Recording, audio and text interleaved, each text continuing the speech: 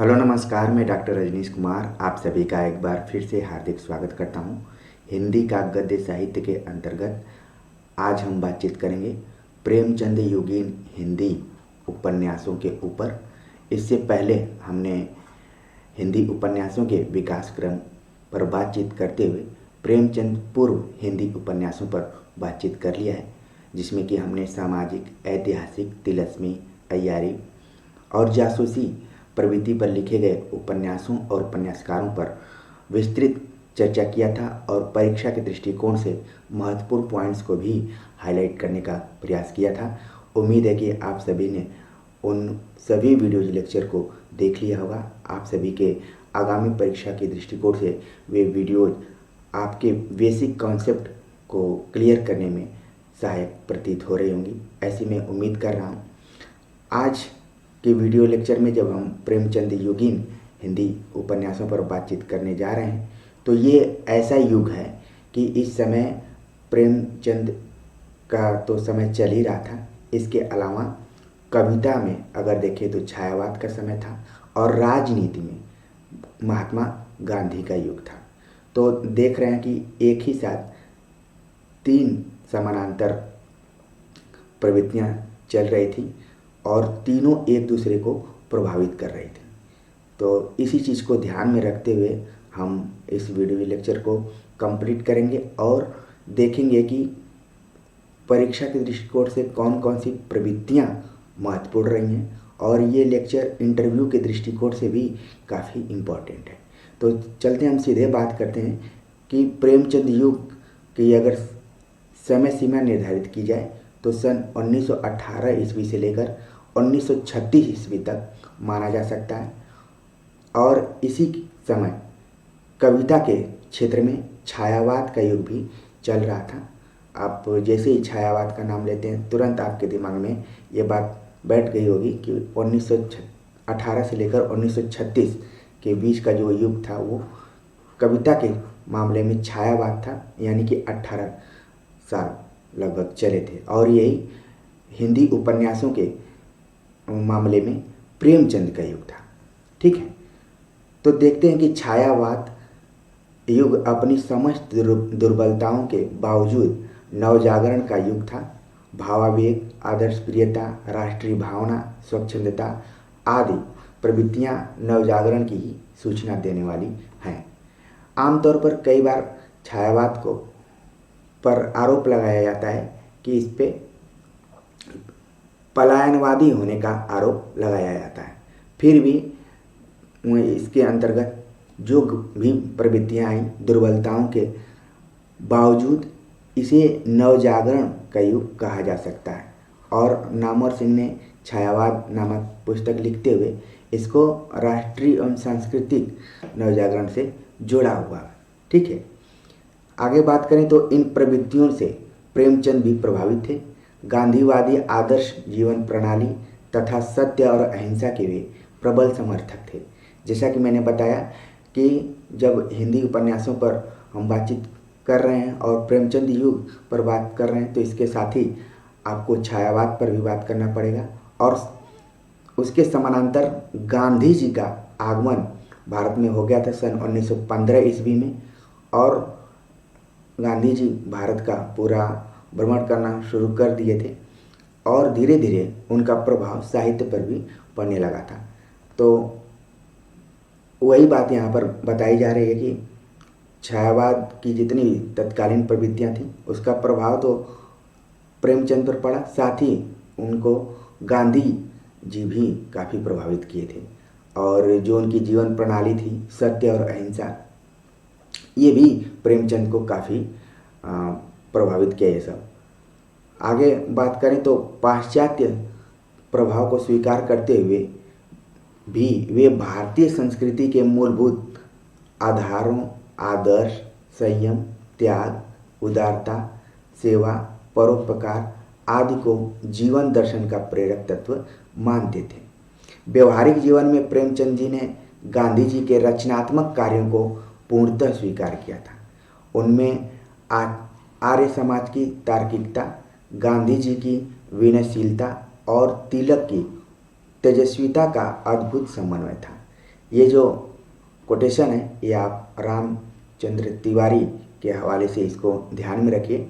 हो सकता है कि कभी परीक्षा में पूछ लिया जाए कि व्यवहारिक जीवन में प्रेमचंद जी ने गांधी जी के रचनात्मक कार्यों को पूर्णतः स्वीकार किया। उनमें यानी कि प्रेमचंद में आर्य समाज की तार्किकता, गांधी जी की विनयशीलता और तिलक की तेजस्विता, आप देख रहे हैं कि 3 व्यक्तियों की यहाँ पर समन्वय की बात कही जा रही है। 3 तरीके की, बल्कि 4 तरीके की समन्वय की बात कही जा रही है।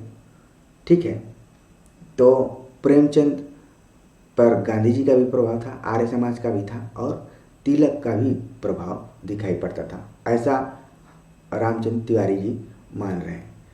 ठीक है, वस्तुतः प्रेमचंद युग के गतिशील जीवन दृष्टि की निर्माण में आर्य समाज, तिलक और गांधी की विचारधाराओं का ही योग था।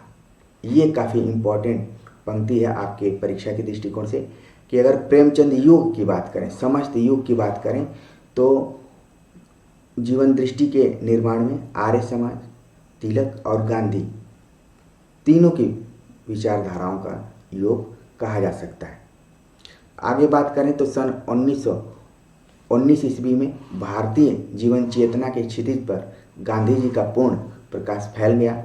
वे देश के कर्णधार बन गए। उन्होंने सांप्रदायिक एकता, अस्पृश्यता निवारण, नशाखोरी दूर करना, ग्राम सुधार, स्त्रियों की उन्नति, प्रौढ़ और बुनियादी शिक्षा, स्वास्थ्य और सफाई की भावना का प्रचार, राष्ट्रभक्ति, राष्ट्रभाषा और निज भाषा प्रेम, किसानों मजदूरों के प्रति सहानुभूति तथा छात्र संगठन के रचनात्मक कार्यों पर बल दिया।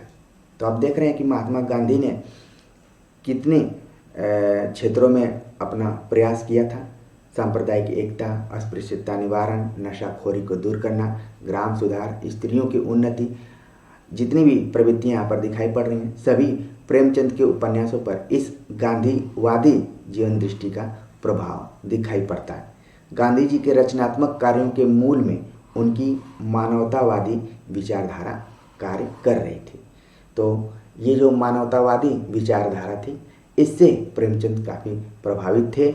उन्होंने जीवन में साहित्य का स्थान विषय पर विचार करते हुए लिखा है। ये काफ़ी इम्पोर्टेंट यहाँ पर आपको फैक्ट्स दिखाई पड़ रहा है। हो सकता है कि परीक्षा में पूछ लिया जाए कि जीवन में साहित्य का स्थान नामक विषय पर किसने लिखा है, तो प्रेमचंद ध्यान में रखिए, क्योंकि आजकल बदलते हुए पैटर्न पे किसी भी तरीके का सवाल पूछा जा सकता है। तो आप अपने कॉपी पे नोट कर लीजिए, जीवन में साहित्य का स्थान नाम से लिखा है प्रेमचंद। उस पर इस विषय पर विचार करते हुए प्रेमचंद ने लिखा है, आदिकाल से मनुष्य के लिए सबसे समीप मनुष्य है। हम जिसके सुख दुख, हंसने रोने का मर्म समझ सकते हैं, उसी से हमारी आत्मा का अधिक मेल होता है। ये भी काफ़ी इम्पोर्टेंट यहाँ पर पंक्ति आपको दिखाई पड़ रही है कि प्रेमचंद का मानना है कि आदिकाल से मनुष्य के लिए सबसे अगर निकट कोई है तो मनुष्य ही है, और हम जिसके सुख दुख, हंसने रोने का मर्म समझ सकते हैं, उसी से हमारी आत्मा का मेल हो सकता है। हमारी मानवता जैसे विशाल और विराट होकर समस्त मानव जाति पर अधिकार पा जाती है। मानव जाति ही नहीं, चर और अचर, जड़ और चेतन सभी उसके अधिकार में आ जाते हैं। तो यही थी क्या मानवतावादी दृष्टिकोण। आगे बात करते हैं कि प्रेमचंद जब अपने जीवन के अंतिम दिनों में थे तब उनमें क्या परिवर्तन आया था, क्योंकि आप जानते हैं कि प्रेमचंद शुरुआत में आदर्शवादी कहानियाँ और उपन्यास लिखा करते थे। बाद में धीरे धीरे आदर्शवाद से यथार्थ की तरफ वो मुड़ना शुरू कर दिए, और प्रेमचंद से जुड़ा हुआ एक शब्द यूज किया जाता है, आदर्शोन्मुख यथार्थवाद। ठीक है, आदर्शोन्मुख यथार्थवाद। तो यहाँ पर बताया जा रहा है कि जीवन के अंतिम दिनों में प्रेमचंद की आदर्शवादी आस्था हिल उठी थी। सेवा सदन यानी कि 1918 में प्रकाशित हुआ था। इससे लेकर सेवा सदन से लेकर गोदान तक यानी कि 1936, और आप देख रहे हैं कि यही जो 1918 से लेकर 1936 है, यही प्रेमचंद युग है। आते आते भीतर ही भीतर उनके विचारों में क्रांतिकारी परिवर्तन हो चुके थे। वही प्रेमचंद जो शुरू में आदर्शवादी टाइप की कथा वस्तु को लिखते थे, लेकिन बाद में धीरे धीरे उनमें क्रांतिकारी परिवर्तन हुआ। गोदान उनकी परिपक्व जीवन दृष्टि का परिणाम है। यहाँ तक आते आते प्रेमचंद का आदर्शोन्मुख यथार्थवाद यथार्थमुख आदर्शवाद बन गया था। ये काफ़ी इम्पोर्टेंट यहाँ पर आपकी परीक्षा के दृष्टिकोण से पॉइंट उभर कर सामने आ रहा है कि प्रेमचंद की आदर्शवादी आस्था हिल उठी थी और उनका जो लेखन था वो आदर्शमुख यथार्थवाद से होते हुए यथार्थमुख आदर्शवाद बन गया था। प्रेमचंद का गोदान एक ऐसी मनोभूमि पर प्रतिष्ठित है जहाँ जैनेन्द्र की आत्मकेंद्रित अंतर्मुखी पीड़ा, इलाचंद जोशी की काम कुंठा जटिल व्यक्ति चेतना, यशपाल का समाजवादी यथार्थवाद, भगवती चरण वर्मा और उपेंद्र नाथ अश्क का रूमानी समाजोन्मुख व्यक्तिवाद तथा अमृतलाल नागर का सर्वमालिक मांगलिक मानववाद सभी के प्रेरणा सूत्र लक्षित किए जा सकते हैं। तो यहाँ पर आप देख रहे हैं कि प्रेमचंद में किन किन को देखा जा रहा है। जैनेन्द्र को, इलाचंद जोशी को, यशपाल को, भगवती चरण वर्मा को, उपेंद्र नाथ अश्क को और अमृतलाल नागर, इतने साहित्यकार समाहित हैं प्रेमचंद।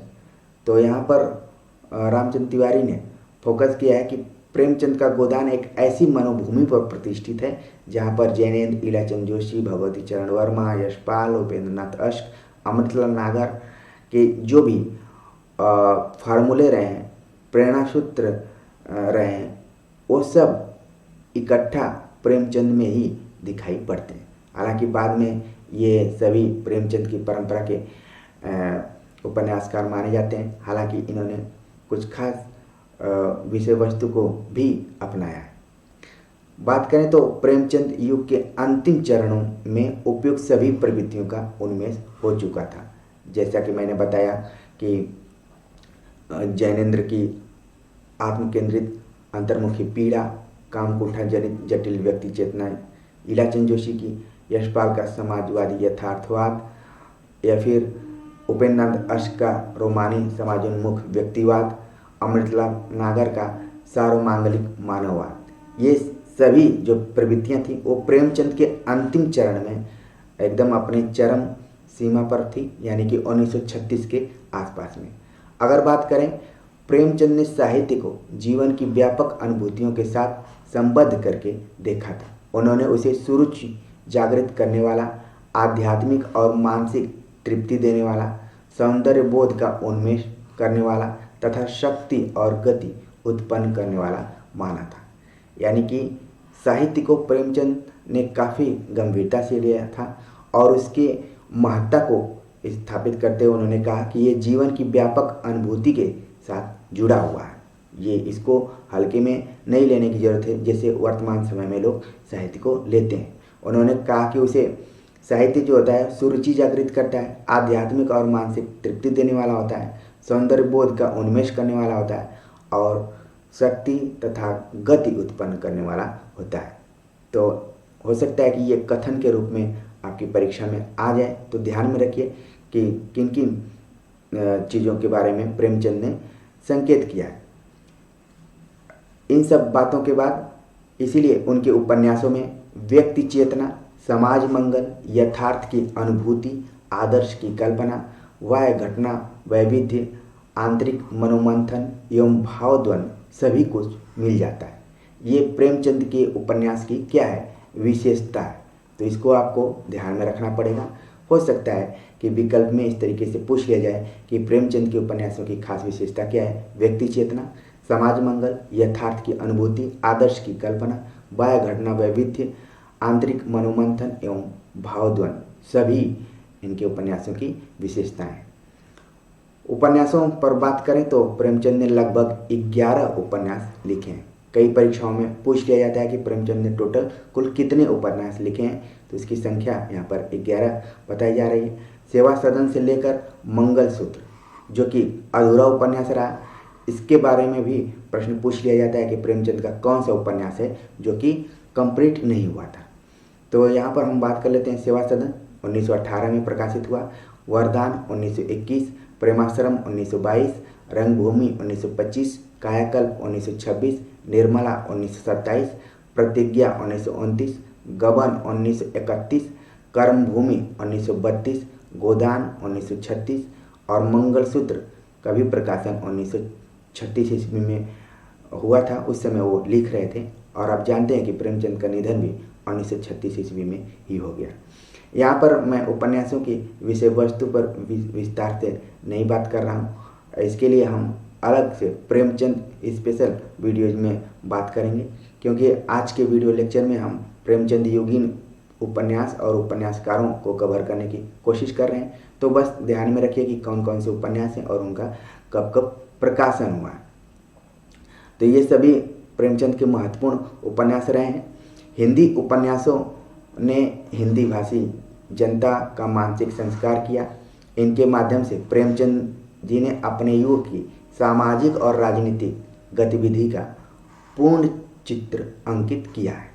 प्रेमचंद से प्रभावित होकर उन्हीं के ढंग के उपन्यासों की रचना में प्रवृत्त होने वाले उपन्यासकारों में विश्वंभर नाथ शर्मा कौशिक, श्रीनाथ सिंह, शिव पूजन सहाय, भगवती प्रसाद वाजपेयी, चंडी प्रसाद हृदयेश, राजा राधिका रमण प्रसाद सिंह, सियाराम शरण गुप्त आदि प्रमुख हैं।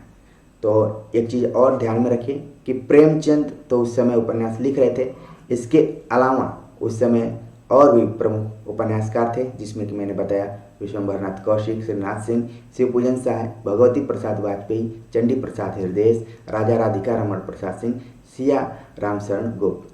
तो ये लोग उनके समानांतर अपने उपन्यासों को लिख रहे थे। बात करें विश्वंभर नाथ शर्मा कौशिक की, तो इनके 2 उपन्यास महत्वपूर्ण हैं और परीक्षा के दृष्टिकोण से भी महत्वपूर्ण है। कई बार ये परीक्षाओं में पूछे जा चुके हैं। पहला है उसमें माँ और दूसरा उपन्यास है भिखारणी। माँ का प्रकाशन सन 1929 ईस्वी में और भिखारणी का भी प्रकाशन सन 1929 ईस्वी में हुआ था। तो आपको ज़्यादा मेहनत करने की ज़रूरत नहीं है, बस ध्यान में रखिए कि माँ और भिखारणी दोनों जो उपन्यास हैं ये विश्वंभर नाथ कौशिक के हैं और दोनों का प्रकाशन सन 1929 ईस्वी में हुआ है। अगर बात करें तो दोनों ही उपन्यास मानव चरित्र की महिमा के द्योतक और हृदय स्पर्शी हैं। माँ उपन्यास में माता की महिमा का प्रतिपादन किया गया है। लेखक ने यह दिखाने की कोशिश की है कि माता के स्नेह, त्याग और विवेकपूर्ण देखरेख पर ही बालक का विकास निर्भर है। उपन्यास के अंत में दुष्चरित्र पात्रों के जीवन में सुधार लाकर और सच्चरित्र पात्रों को सुखी दिखाकर लेखक ने अपनी सुधारवादी दृष्टि का परिचय दिया है। एक चीज़ आप ध्यान में रखिए, जब हम प्रेमचंद पूर्व हिंदी उपन्यासों के बारे में बातचीत कर रहे थे तो उसमें एक खास प्रवृत्ति दिखाई पड़ रही थी, उपदेशपरक और सुधारवादी दृष्टिकोण। तो इसका मतलब ये है कि ये प्रवृत्ति केवल प्रेमचंद पूर्व हिंदी उपन्यासों में नहीं थी, बल्कि इसका विकास धीरे धीरे प्रेमचंद योगीन उपन्यासों में भी दिखाई पड़ता है। ठीक है, तो एक चीज़ तो ध्यान में रखना पड़ेगा कि कोई भी चीज़ की शुरुआत होती है तो अचानक नहीं होती है और वो अचानक ख़त्म भी नहीं होती है, धीरे धीरे समय लगता है। तो यहाँ पर भी जो कौशिक ने अपने उपन्यासों का विषय वस्तु बनाया उसमें खास तौर से सुधारवादी दृष्टिकोण को ही उन्होंने रखा है। अगर भिखारणी उपन्यास की बात करें जो कि 1929 में प्रकाशित हुआ था, इसमें अंतरजातीय विवाह की समस्या को उठाया गया है और मानव मन के सहज आकर्षण तथा जातीय बंधन की कठोरता के मार्मिक द्वंद्व को बड़ी सहजता से चित्रित किया गया है। लेखक जातीय बंधन को तोड़ने का साहस नहीं दिखा सका, यानी कि प्रयास किया है लेकिन फिर क्या इन्होंने सुधारवादी दृष्टिकोण को अपना लिया है। फिर भी इन्होंने उस समय 1929 ईस्वी में अगर अंतरजातीय विवाह की समस्या को उठाया है तो ये बहुत बड़ा काम रहा है कौशिक द्वारा। ठीक है ना। उपन्यास की नायिका जस्सो रामनाथ के प्रेम की स्मृति को संजोए आजीवन भिखारणी बनी रहती है। तो यहाँ पर आप देख रहे हैं कि जो भिखारणी उपन्यास है उसकी जो नायिका है जस्सो और नायक है रामनाथ, इन दोनों के प्रेम को दिखाया गया है और दोनों क्या है अंतर जातीय विवाह करना चाहते हैं। हालांकि अंत में लेखक ने अंतर्जातीय विवाह नहीं करवाया है, बल्कि यहाँ पर नायिका को ही भिखारी के रूप में कन्वर्ट कर दिया है। विश्वंभरनाथ शर्मा कौशिक प्रेमचंद युग के टिपिकल उपन्यास लेखक कहे जा सकते हैं। ये जो विचार है ये रामचंद्र तिवारी का। उनका मानना है कि विश्वंभरनाथ कौशिक जो प्रेमचंद के टिपिकल उपन्यासकार कहे जा सकते हैं, अलग विषय वस्तु पर लिखने वाले। हालांकि उनमें वह गतिशीलता नहीं है जो प्रेमचंद में दिखाई देती है। इन्होंने लिखने का प्रयास किया है अलग अलग टॉपिक्स पे। हालांकि 2 ही उपन्यास हैं इनके, लेकिन ये टिपिकल उपन्यासकार कहे जा सकते हैं। लेकिन प्रेमचंद से इनका स्तर थोड़ा सा नीचे ही है। अगले उपन्यासकार के बारे में बातचीत करें तो इनका नाम है श्रीनाथ सिंह। श्रीनाथ सिंह ध्यान में रखिए कि जब प्रेमचंद उपन्यास लिख रहे थे, कहानियाँ लिख रहे थे, तो इन पर इन्होंने आरोप लगाया था, चोरी का आरोप लगाया था कि इन्होंने रूसी कहानी इत्यादि का एक तरीके से नकल किया हुआ है, ठीक है ना। तो उस समय प्रेमचंद के जीते जी इन्होंने काफ़ी आलोचना की थी। उसकी आलोचना करने के पीछे काम रहा होगा कि इन्होंने भी काफ़ी उपन्यास लिखा है। देख रहे हैं आप कि इनका जो पहला उपन्यास है उलझन 1922 में, क्षमा 1925 में, एकाकिनी 1927, प्रेम परीक्षा 1927, जागरण 1937 में, प्रजामंडल 1941 में, एक और अनेक 1951 में और अपहृता 1952 में प्रकाशित हुए थे। तो यानी कि श्रीनाथ सिंह आप लोग बहुत कम जानते होंगे इनके बारे में भी, लेकिन इन्होंने प्रेमचंद युग में रहते हुए ढेर सारे उपन्यास लिखे हैं और परीक्षा के दृष्टिकोण से ध्यान में रखिए। हालांकि थोड़ा कम ही सवाल पूछा जाता है, लेकिन हो सकता है कि कभी आपको गच्चा देने के लिए सवाल पूछे भी जा सकते हैं। तो इन सभी उपन्यासों में प्रेमचंद युगीन आदर्शवादी मनोवृत्ति लक्षित होती है। जितने भी उपन्यासों की बात मैंने की श्रीनाथ सिंह के, सब में प्रेमचंद युगीन आदर्शवादी मनोवृत्ति दिखाई पड़ती है। अगले उपन्यासकार के बारे में बातचीत करें तो उनका नाम है शिवपूजन सहाय। शिवपूजन सहाय का एकमात्र उपन्यास देहाती दुनिया, जिसका प्रकाशन 1926 ईस्वी में हुआ था, प्रसिद्ध है। और बहुत गर्व की बात है कि जिस संस्था से मैं जुड़ा हूँ, शिवपूजन सहाय, वहाँ भी असिस्टेंट प्रोफेसर थे, बल्कि प्रोफेसर थे। तो एक तरीके से ये जैसे ही इनका नाम आया तो मुझे संस्था की भी याद आ गई। तो यहाँ पर आप देखिए कि शिवपूजन सहाय ने एक मात्र उपन्यास लिखा है जिसका नाम है देहाती दुनिया, और न जाने कितनी बार परीक्षाओं में पूछा जा चुका है। इसको आपको ध्यान में रखना है और इसको जोड़ा जाता है आंचलिक उपन्यास के साथ जोड़ा जाता है। देहाती दुनिया, जिसका प्रकाशन सन 1926 ईस्वी में हुआ था, इसमें सरल ग्रामीण जीवन का सुबोध और प्रभावकारी चित्रण किया गया है। स्वयं लेखक यानी कि शिवपूजन सहाय ने कहा कि मैं ऐसे ठेठ देहात का रहने वाला हूँ जहाँ इस युग की नई सभ्यता का बहुत ही धुंधला प्रकाश पहुँचा है। तो ये कोटेशन भी आप ध्यान में रखिए परीक्षा के दृष्टिकोण से, क्योंकि हो सकता है कि ये पूछ लिया जाए कि किसका कथन है कि मैं ऐसे ठेठ देहात का रहने वाला हूँ जहाँ इस युग की नई सभ्यता का बहुत ही धुंधला प्रकाश पहुँचा है। देखने में लगेगा कि ये प्रेमचंद ने कहा होगा, लेकिन इसका सही जवाब है शिवपूजन सहाय ने इसको कहा है। वहाँ केवल 2 ही चीज़ें प्रत्यक्ष देखने में आती हैं, अज्ञानता का घोर अंधकार और दरिद्रता का तांडव नृत्य। वहीं पर मैंने जो कुछ देखा सुना है उसे यथाशक्ति ज्यों का त्यों इसमें अंकित कर दिया। यानी कि देहाती दुनिया नाम से जो उन्होंने उपन्यास लिखा वो सरल ग्रामीण जीवन पर आधारित है। और स्वयं शिवपूजन सहाय का मानना है कि गांव में हमने अज्ञानता का घोर अंधकार देखा, दरिद्रता का तांडव नृत्य देखा है, और जो देखा है उसी को मैंने लिख दिया है। अगले उपन्यासकार के बारे में बातचीत करें तो उनका नाम है भगवती प्रसाद वाजपेयी। भगवती प्रसाद वाजपेयी ने प्रेमचंद युग से लिखना आरंभ किया। इन्होंने अब तक 8 इनकी कृतियाँ प्रकाशित रही, जिसमें कि पहली जो कृति है उसका नाम है प्रेमपथ 1926 में लिखा, मीठी चुटकी 1928 में, अनाथ पत्नी 1928 में, मुस्कान 1929 में, त्यागमयी 1932 में। अनाथ पत्नी को आप ध्यान में रखिए, थोड़ा सा ये अलग टाइप का शीर्षक दिया गया है, तो हो सकता है कि परीक्षा में पूछ लिया जाए। किसका है? भगवती प्रसाद वाजपेयी का। इसके अलावा उन्होंने लिखा प्रेम निर्वाह 1934 ईस्वी में, लालिमा 1934 ईस्वी में तथा पतिता की साधना 1936 ईस्वी में, और ये सब प्रेमचंद युग में प्रकाशित हो चुकी थी। तो लगभग आप देख रहे हैं कि भगवती प्रसाद वाजपेयी ने भी 1936 तक अपना लेखन काम किया और लगभग 8 उपन्यास इनके लिखे गए, यानी कि प्रेमचंद योगीन उपन्यासकारों में इनका अहम रोल रहा है। अगर इनके उपन्यासों की विषय वस्तु पर बात करें तो आदर्श प्रधान एवं सुधारवादी तरीके की प्रवृत्तियों को उन्होंने अपनाया।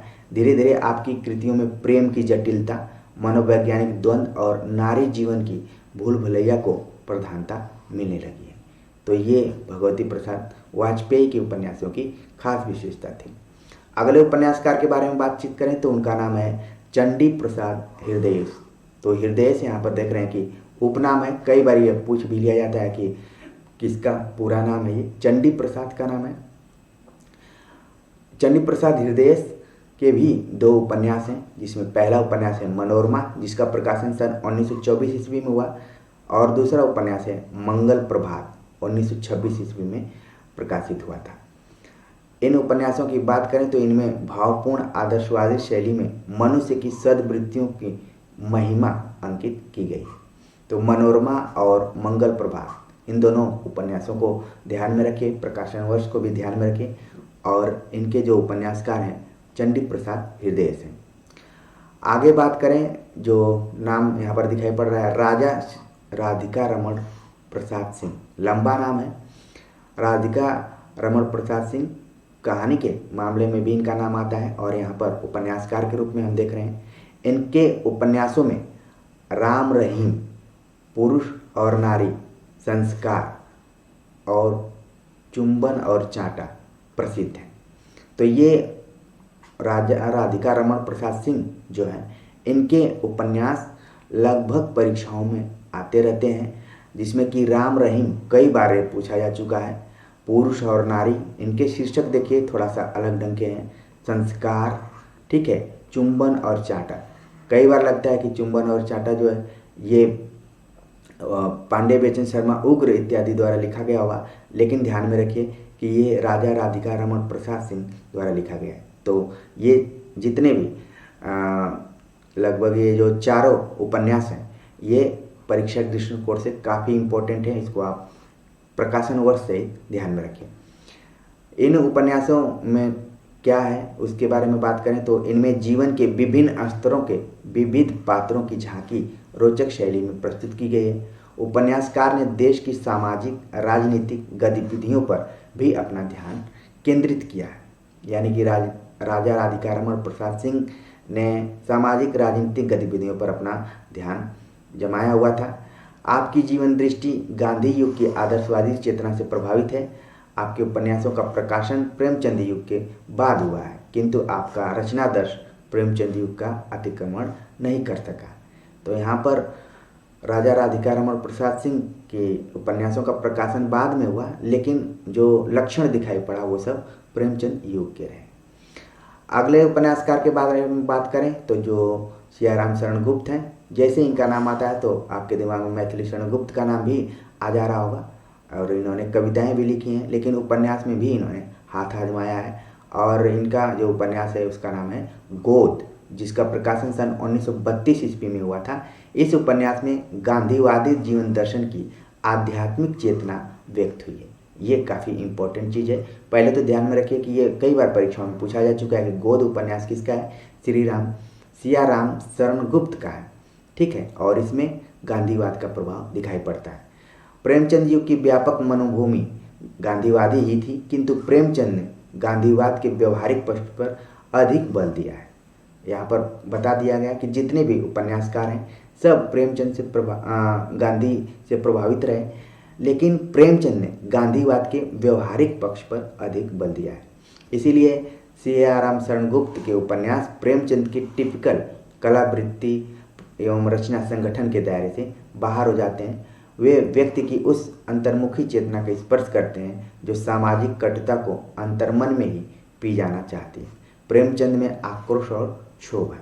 तो थोड़ा सा प्रेमचंद युग की जो प्रवृत्ति रही उसमें सियाराम शरण गुप्त ठीक से नहीं बैठ पा रहे हैं। तो यहाँ पर बताया जा रहा है कि वो प्रेमचंद युग की जो टिपिकल कला प्रवृत्ति रही है उसके संगठन के दायरे से ये थोड़ा सा बाहर हो जाते हैं, ठीक से नहीं उसमें फिट बैठते हैं। इन्होंने सामाजिक कटुता के अंतर्मन में जो भी चीज़ें हैं उसको ये पी जाना चाहते हैं, ज़्यादा उसका विरोध नहीं कर पाते हैं। लेकिन वहीं आप देखेंगे प्रेमचंद में आक्रोश है और क्षोभ भी दिखाई पड़ता है। तो गोद उपन्यास आप ध्यान में रखिए कि सियाराम शरण गुप्त का है, 1932 में प्रकाशित हुआ। गांधी का इस पर प्रभाव दिखाई पड़ता है। जैसा कि मैं बता रहा था, सियाराम शरण जी सारे गरल को मौन भाव से स्वीकार कर लेते हैं। यही जो स्वीकार करने की प्रवृत्ति है वो प्रेमचंद युग में इनको फिट नहीं कर पा रहे। प्रेमचंद युग काव्य चेतना की दृष्टि से स्वच्छंदतावादी युग माना जाता है। इसी युग में ऐसे उपन्यास भी लिखे गए हैं जिनकी मूल चेतना प्रेमचंद के आदर्श रचनादर्श से भिन्न रोमानी किस्म की है।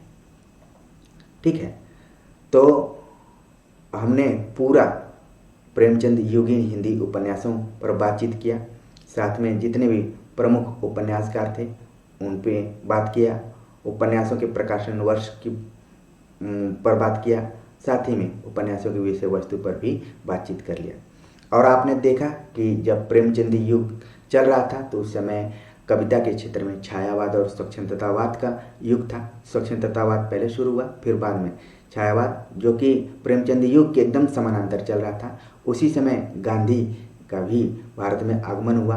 और देखा जाए तो सन 1918 से लेकर 1947, बल्कि मैं कहूँ 1917 से लेकर 1947, क्योंकि याद करने में आपको आसानी रहेगी, तो लगभग जो 30 वर्ष रहे वो गांधी युग से ही प्रभावित रहे।